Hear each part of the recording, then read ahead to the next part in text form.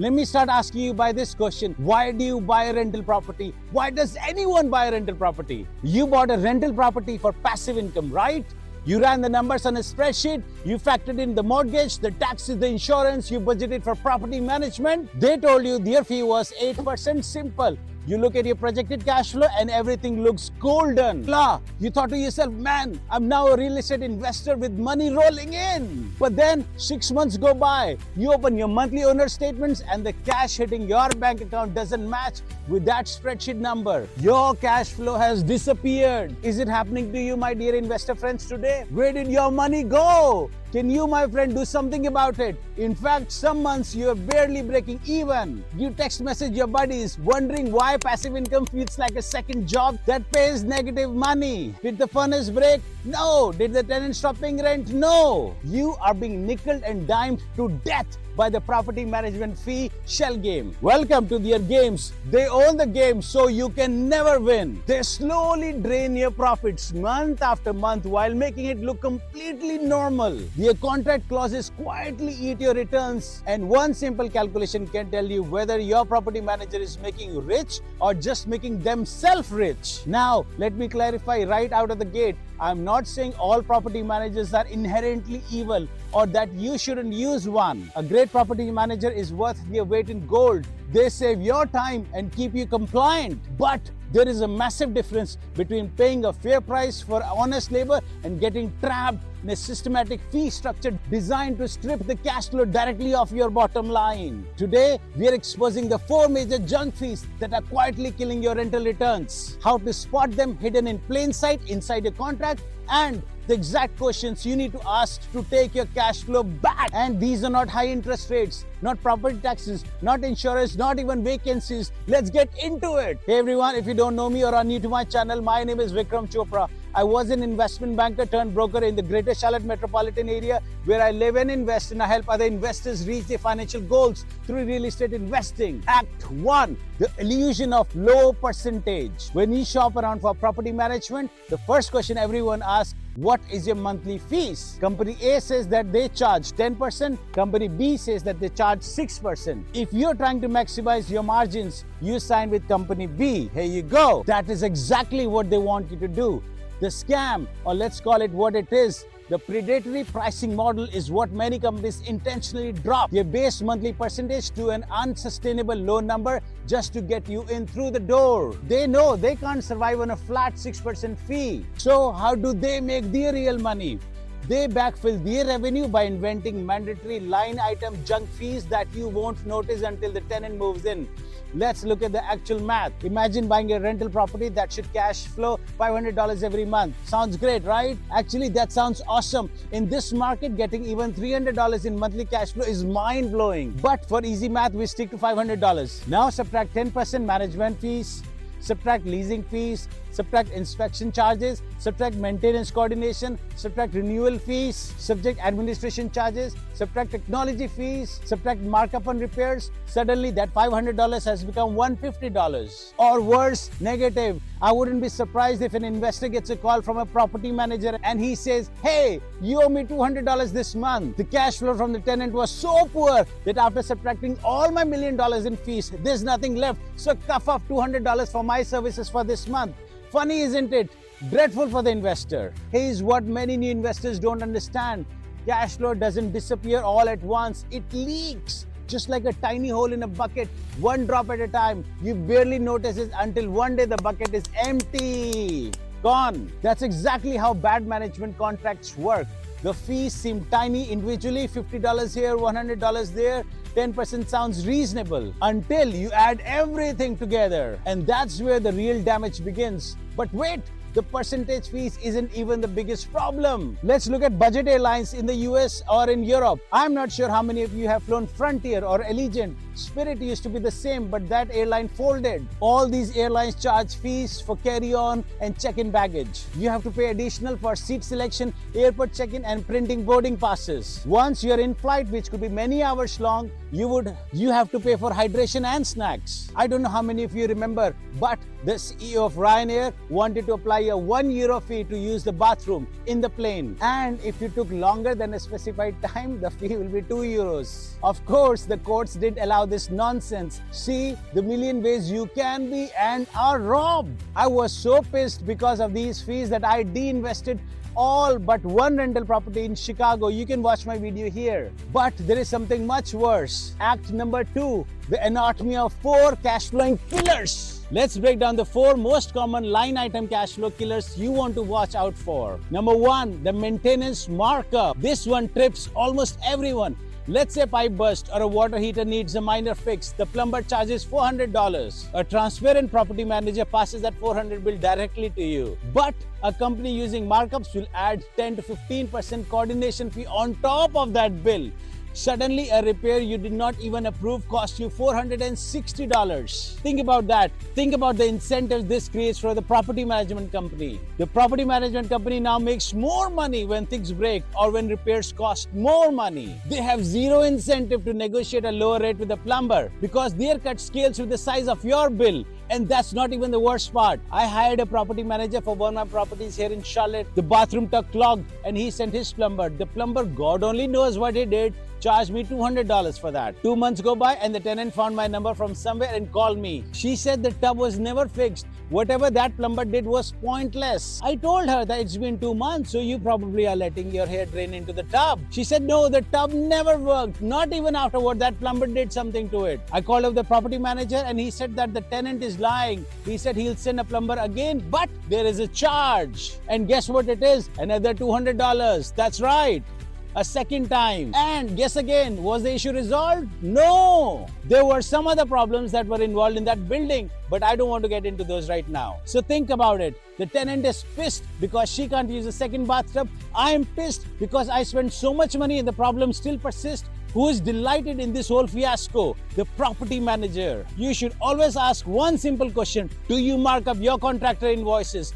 If the answer is yes, ask how much. Get it in writing. Transparency is worth its weight in gold. Because maintenance isn't where investors lose hundreds. It's where they lose thousands, especially over years. By the way, if you're a beginner or an investor and are looking for guidance on how to get started in real estate investing, feel free to book a 20-minute phone call with me. Link will in the description. Number 2, excessive tenant placement and lease renewal fees. This one is a killer. It takes work to find a quality tenant, marketing, background checks, showing.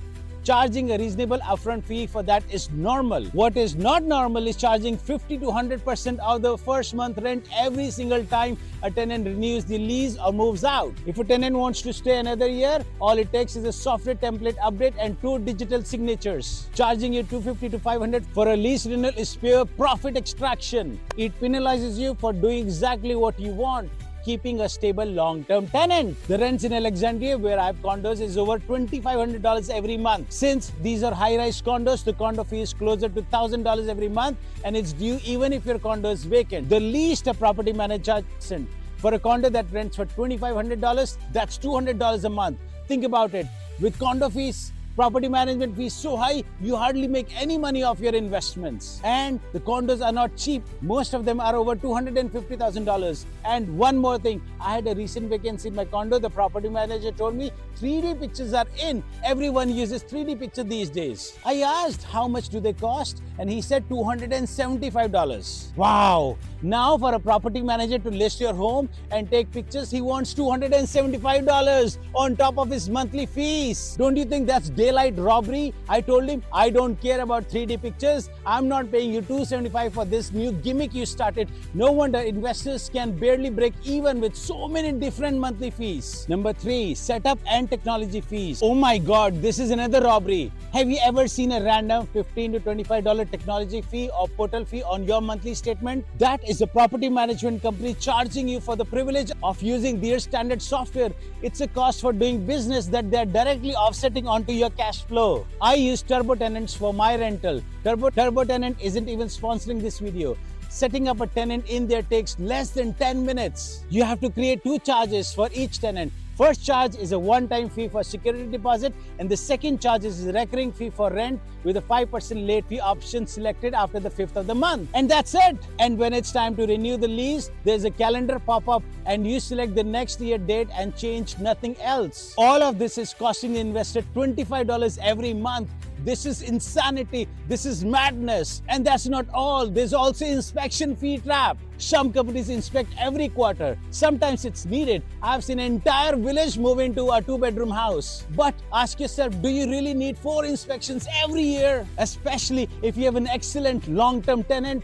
Each inspection might cost you $75 or $100 or even more. Multiply that across multiple properties year after year and suddenly you have spent thousands. Here's what matters. Not the number of inspections, the quality. One detailed inspection with photos, videos and a written report and that's it. That's why if you're planning to invest money in real estate, go ahead and book that free 20-minute call with me. We can discuss your situation together. Number 4, the vacancy fee trap. This is the ultimate insult to injury. Some management agreements state that if the property is sitting vacant, you still owe them a small flat fee to manage the empty unit. If your unit is vacant, they are failing to perform their primary job. Paying them a fee while you are actively losing rental income is completely backwards. Now here's something most beginner investors never think about: vacancy incentives. Imagine your property sits vacant for 2 months. Who loses money? You, my investor friend. Who still has an office? Them. Employees? Them. And other property generated income? Them. You should always ask, what is your average vacancy time? Not what they hope for, not what they advertise, actual numbers. If they can't answer, that's a red flag, because every extra week your property sits empty can erase months of cash flow. I've heard so many horror stories that it's unbelievable, even for me who has been in this business for 15 years now. A friend of my wife at work has a rental property. She has a long-term tenant in there. She would always be late in paying her rent. And it has happened 3 times now. She'll pay her rent after her eviction proceedings have been initiated. Before the court date, she'll pay her rent. Every time the property manager charges her over $800 for every incident. Oh my God, it had become such a big deal at her workplace. Every day I used to hear news stories about her. Those of you who think running a real estate business is a piece of cake are very far away from reality, my friends. That's why if you have questions, doubts, concerns, go ahead and book that free 20-minute call with me. Act 3, how to audit your agreement and protect yourself. So, how do you protect your portfolio from these cash flow leeches? It all comes down to the onboarding process and auditing your property management agreement, the PMA, before you sign it. When you are reviewing a contract, do not just glance over the percentage. Flip to the section usually titled Additional Fees, Owner Responsibilities or Maintenance Coordination. Take a highlighter and explicitly circle any fee that isn't a direct reflection of a service provided. If you see a maintenance markup, cross it out and tell them you want it removed. If they refuse, look for another company. Remember, federal regulations like the FTC are actively cracking down on junk fees within housing and rental spaces because they distort the true cost of doing business. You have every right to demand the same absolute transparency from the person managing your asset. Here's my checklist before hiring any property manager. Number 1,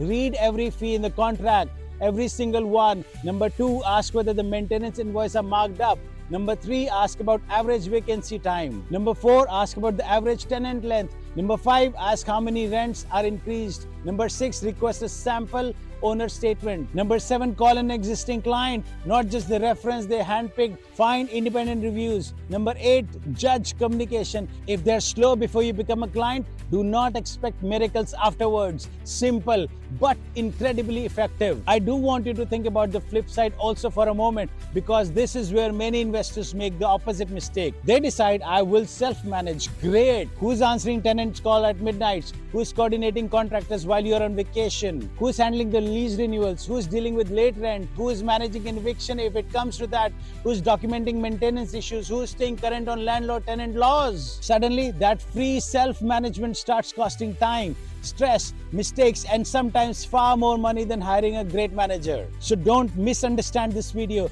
The cheapest property manager isn't always the best, and doing it yourself isn't automatically cheaper either. The goal isn't minimizing fees. The goal is maximizing profit. Those are very different things. Conclusion, take back your returns. Real estate is a game of small margins aggregated over long periods of time. A sneaky $50 here and a hidden $100 there might not sound like crisis on day one, but compounded over a few properties and a few years, it is the difference between a thriving, scalable real estate portfolio and an expensive, stressful hobby. Stop letting hidden fees kill your cash flow. Audit your statements, ask the hard questions, and keep your profits where it belongs, in your bank account. Here's the biggest mindset shift I want you to leave with today. Property management isn't an expense, it is an investment, but only if it's producing a return.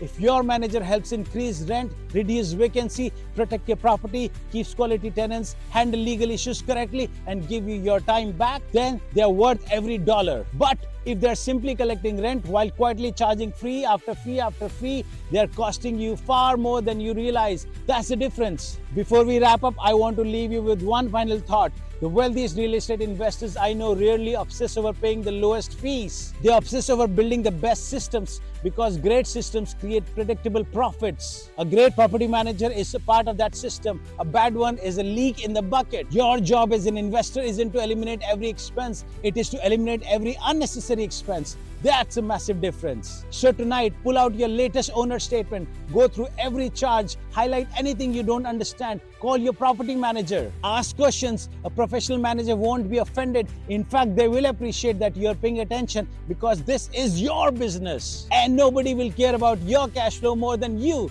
If this video helped you see property management in a completely different way, hit the like button and subscribe, because every week we break down real-world investing strategies that help everyday investors build long-term wealth without the expensive mistakes that most beginners make. And drop your property management horror stories in the comments below. And if you think you can retire comfortably just on rental income, watch my video on how to do that. So until next time, this is Vikram signing off. Good luck, goodbye, and go on your freedom by ensuring you get maximum cash flow. Let's start a revolution. Long live freedom. Freedom from poverty, freedom from bad bosses, freedom from anything that stops us from building our business.